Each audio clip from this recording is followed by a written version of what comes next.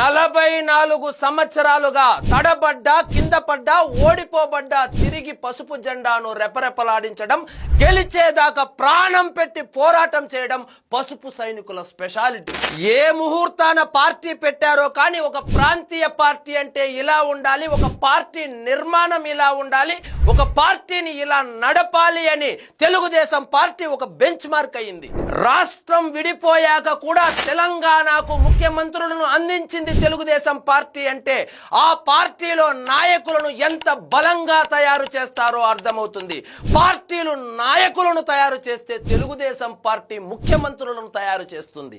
ఏ పార్టీలోనైనా ఒక్కరే party president ఉంటారు. తెలుగుదేశం పార్టీలో మాత్రం ప్రతి కార్యకర్త పార్టీ ప్రెసిడెంట్ లాగా ప్రాణాలు పెట్టి పని చేస్తారు, గెలిపించేదాకా పోరాడుతారు, గెలిచేదాకా శ్రమిస్తారు. తెలుగుదేశం అనే పదాన్ని చెరిపేయాలి అనుకున్న వాళ్ళందరూ చెరిగిపోయారు, కానీ కార్యకర్తలు మాత్రం పసుపు జెండాను పట్టుకొని పాతుకుపోయారు, ఇప్పటికీ రెపరెపలాడిస్తున్నారు.